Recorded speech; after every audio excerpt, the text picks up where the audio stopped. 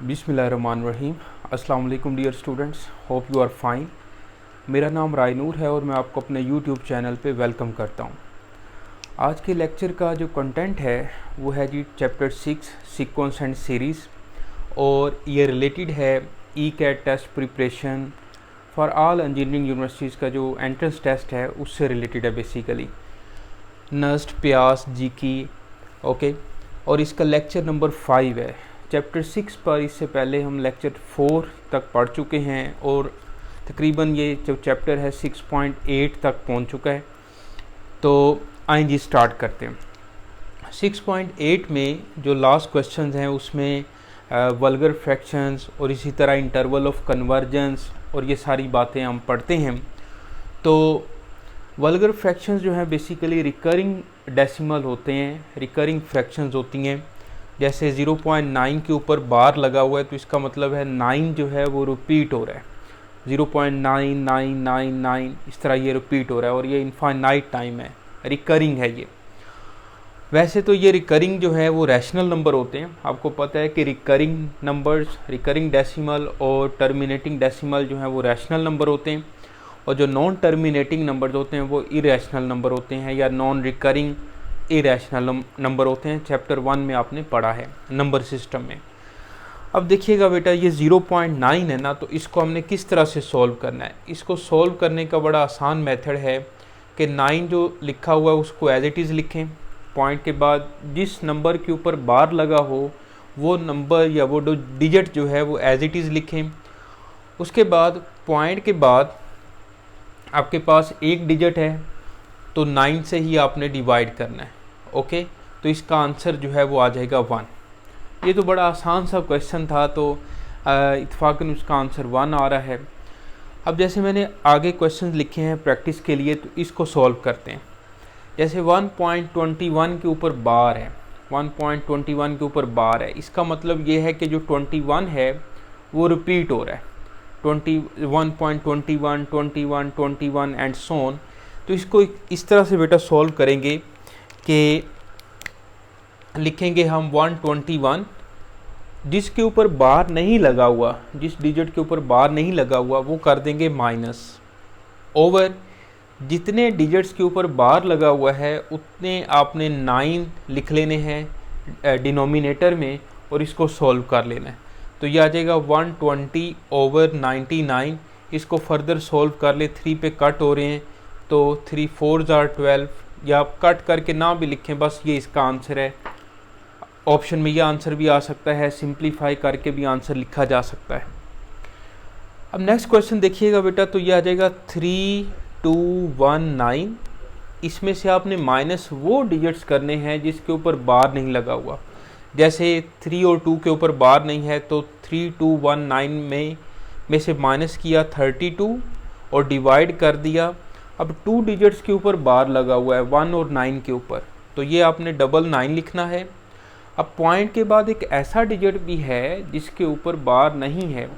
अब पॉइंट के बाद जितने डिजिट्स हों जिनके ऊपर बार नहीं लगा हुआ उतने आपने 0 लिखने हैं, 99 0 आ जाएगा।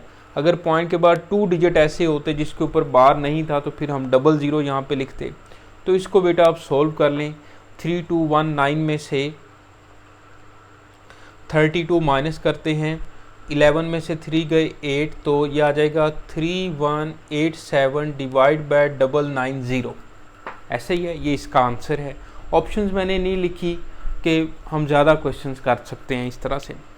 0.3 के ऊपर बार है तो 3 एज इट इज़ आ जाएगा, और एक डिजिट के ऊपर बार है तो 9 आ जाएगा, और पॉइंट के बाद एक डिजिट है यानी कि 0 ही वो डिजिट है, या कोई भी डिजिट होता तो हम जिसके ऊपर बार नहीं है पॉइंट के बाद उतनी हम 0 लगा लेते।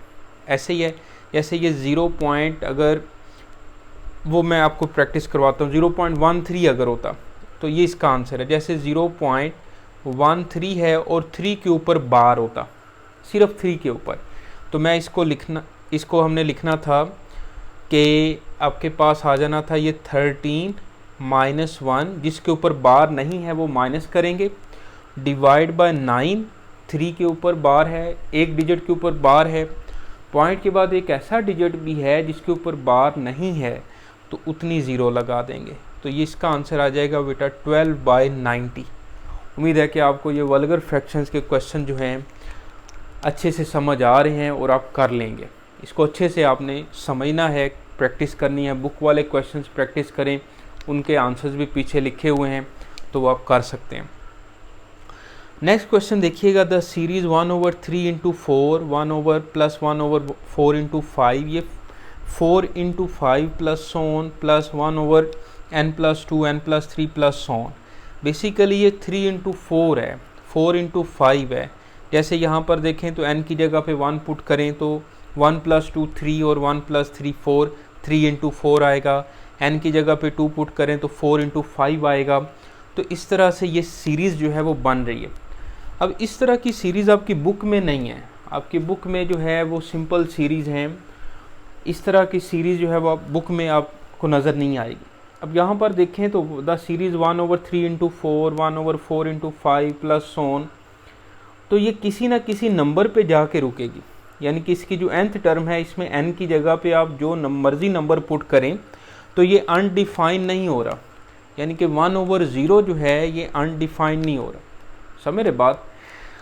तो n की जगह पे हम पॉजिटिव नंबर ही पुट कर सकते हैं, क्योंकि जो सीक्वेंस है उसकी जो डोमेन है वो set of positive subset of positive integers होता है।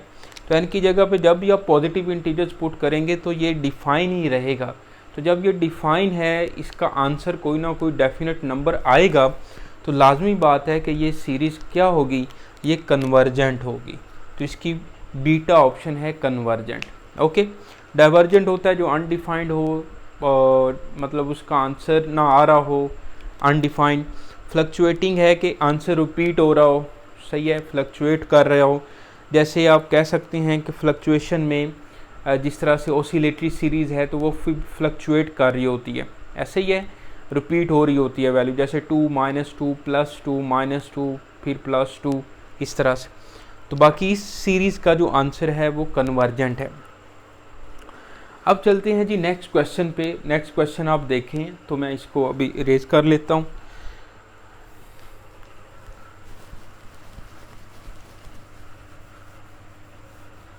जो स्टूडेंट ये फर्स्ट टाइम वीडियो देख रहे हैं ना, उनके लिए ठीक है, सारी बात है कि एंटी टेस्ट में जब आप बैठे हैं, उसकी तैयारी के लिए बैठे हैं, तो फर्स्ट ईयर सेकंड ईयर आपको आती है। तो वैसे आप पहले जो 4 लेक्चर हैं इस पर जो हमने डिस्कस किए हुए हैं वो पहले देखें, और उसके बाद आप अगर इस वीडियो पे आएँ तो ज़्यादा अच्छा है। ओके जी, तो फिर अच्छे से आपको समझ आएगी।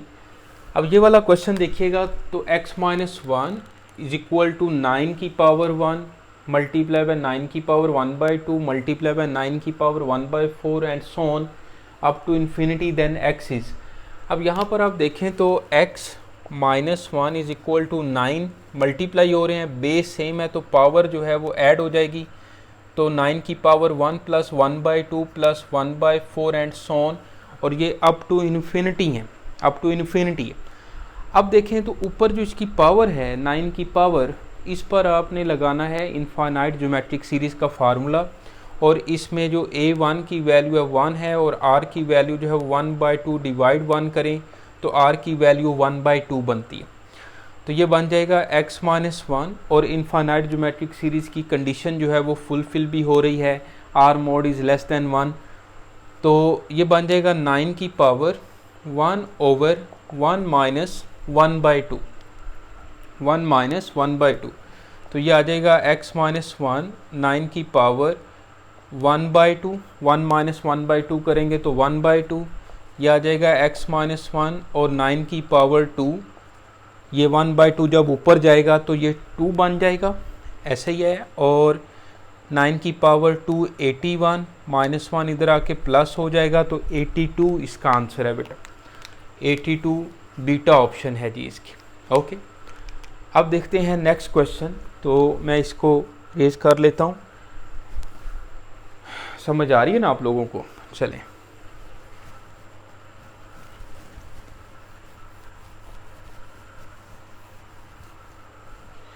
नेक्स्ट क्वेश्चन पढ़िएगा ज़रा, क्या लिखा है। A ball is dropped from a height of 75 metre and it continuously rebounds 2/5 of the distance of its previous fall what is the total distance travelled by ball before coming at rest. Question कुछ इस तरह से है कि 75 metre की ये height है और यहाँ पे बॉल है।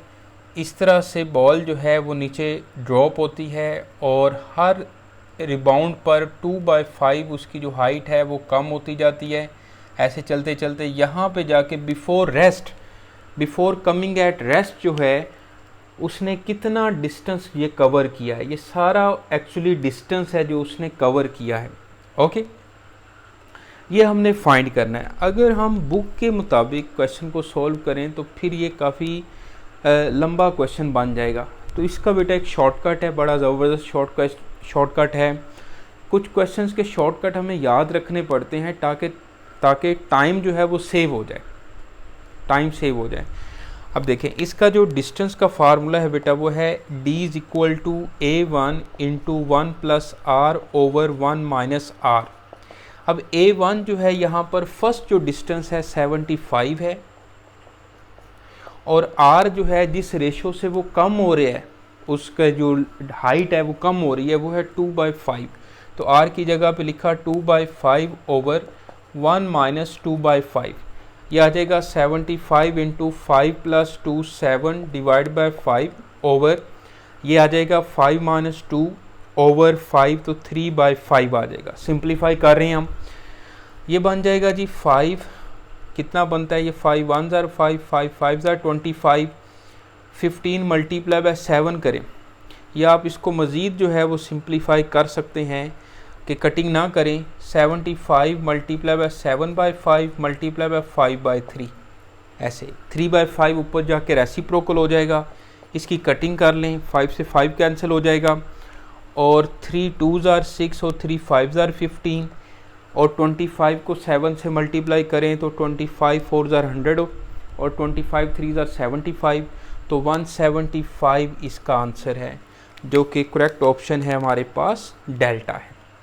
समझ आ रही है आप लोगों को? तो इसका एक ये वाला जो फार्मूला है d × a1 × 1 + r/1 - r, ये डिस्टेंस फाइंड करने का बहुत अच्छा ज़बरदस्त शॉर्टकट है, इसको आपने याद रखना है।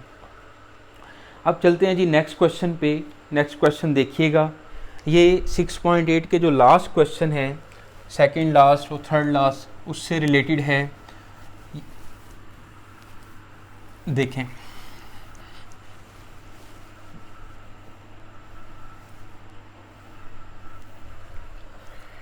if y is equal to x plus x square plus x cube plus so on, x lies between 1 and 0, then x is। अब देखिए जी, अब यहाँ पर हमारे पास ये सीरीज़ है x plus x square plus x cube and so on।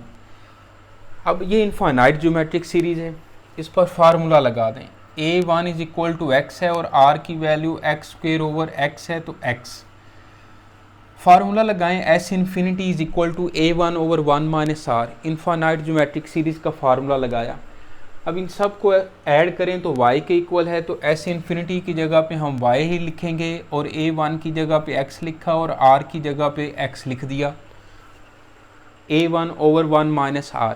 यहाँ से अब आपने x को सब्जेक्ट बनाना है, क्योंकि x की वैल्यू पूछी है और x = आपने x को सब्जेक्ट बनाना है। तो 1 - x को इधर ला के मल्टीप्लाई करो, y × 1 - x = x, तो ये आ जाएगा y - xy = x, तो y = x + xy, y = x common ले लिया, x × 1 + y, और 1 + y जो है इधर आके डिवाइड हो जाएगा, तो y/1 + y, तो ये इसका आंसर बन जाएगा y/1 + y। बीटा ऑप्शन इसकी करेक्ट ऑप्शन बनेगी। फॉलो करें बात, आप साथ साथ हैं, आप ठंडा पानी भी साथ साथ पिए। हाँ जी, अब चलते हैं जी नेक्स्ट क्वेश्चन पे। अब मैं इसको रेज कर देता हूँ और अब है जी हार्मोनिक प्रोग्रेशन, उससे रिलेटेड क्वेश्चन देखते हैं। हार्मोनिक प्रोग्रेशन जो है वो इस चैप्टर का लास्ट टॉपिक है, बल्कि इसके बाद समीशन वाले भी टॉपिक है, समीशन के स्केयर, वो इंशाल्लाह नेक्स्ट जो लेक्चर होगा उसमें मैं आपके साथ डिस्कस करूँगा। हार्मोनिक प्रोग्रेशन जो है बेसिकली ऐसी प्रोग्रेशन होती है कि जब आप किसी प्रोग्रेशन की टर्म्स के यानी कि किसी टर्म्स का रेसिप्रोकल लें तो वो AP बन जाए, तो वो नंबर ऑफ टर्म्स जिनका रेसिप्रोकल लेने से AP बन रहा है उनको हम HP कहते हैं, हार्मोनिक प्रोग्रेशन कहते हैं। और इसका ये मतलब है कि हर जो AP है ज़रूरी नहीं है कि वो HP बनाए, लेकिन हर HP जो है वो AP ज़रूर बनाएगा। क्या कह रहा हूँ मैं? हाँ बिल्कुल ठीक, क्योंकि उसमें जिस टर्म्स का आप रेसिप्रोकल लेंगे उसमें ज़ीरो नहीं होनी चाहिए, यानी कि HP की टर्म्स में ज़ीरो नहीं होनी चाहिए, GP में और HP की टर्म्स में ज़ीरो नहीं होनी चाहिए, क्योंकि जब हम रेसिप्रोकल लेते हैं तो ज़ीरो का अनडिफाइन हो जाता है। तो इसका वाज़ेह मतलब यह है कि HP की टर्म्स का रेसिप्रोकल लें तो वो AP बन जाए, तो उस नंबर ऑफ टर्म्स को हम HP कहेंगे। अभी मैं आपके साथ क्वेश्चन डिस्कस करता हूं तो आपको बड़ा वाज़ेह पता चल जाएगा। क्वेश्चन है कि which of the following progression makes HP after the reciprocal of its each term. जैसे यहाँ पर देखें आप 1000, 900, 800, तो हर नेक्स्ट टर्म में 100 जो है वो कम होता जा रहा है। तो एक टर्म ऐसे भी आएगा कि ज़ीरो भी आएगी, इस सीक्वेंस में, इस प्रोग्रेशन में ज़ीरो भी आएगा। इसके बाद 3, 6, 9, इसमें 3, 3 बढ़ता जा रहा है, तो इसमें ज़ीरो नहीं आएगा कभी भी, बीटा ऑप्शन जो है। चार्ली ऑप्शन में देखें तो -16, -12, -8 के बाद हर नेक्स्ट टर्म में +4 करते जा रहे हैं। जैसे -8 में मैं +4 करूँगा तो -4 आ जाएगा नेक्स्ट टर्म, फिर -4 में मज़ीद +4 करेंगे तो नेक्स्ट टर्म 0 आ जाएगी, तो उसका तो रेसिप्रोकल नहीं ले सकते। तो बीटा ऑप्शन एक ऐसी ऑप्शन है 3, 6, 9 कि मैं इसका रेसिप्रोकल लेता हूँ तो ये AP बनाएंगे, ठीक है जी। तो ये हमारा HP है, ये मतलब HP बनाएगी। Progression makes HP after the reciprocal of its each term, ठीक है। तो इसकी करेक्ट ऑप्शन जो है वो बीटा है जी। ओके, देखें, makes HP after the reciprocal of its each term, बिल्कुल ठीक। नेक्स्ट देखें जी, इसकी जनरल टर्म जो है, जनरल टर्म HP की AN is equal to 1/A1 plus n-1 into D होता है।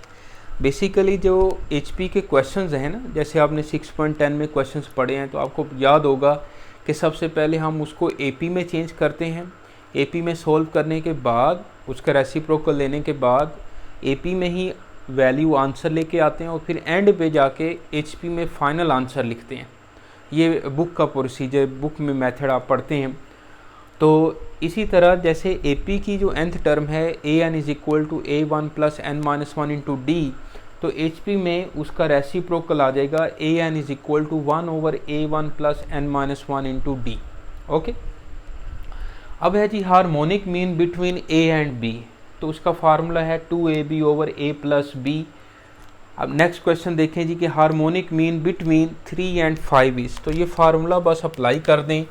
तो 3 और 5 के दरमियान हार्मोनिक मीन फाइंड करें तो 2 इंटू 3 इंटू 5/3 प्लस 5, तो ये आ जाएगा 5 3 आर 15 इंटू 2 30/5 प्लस 3 8, 15/4। 15/4 क्या इसका आंसर है? इसका आंसर 30/8 ही है, उसने सिंप्लीफाई करके नहीं लिखा आंसर। तो ये बेटा इसका हार्मोनिक मीन है बिटवीन 2 नंबर्स।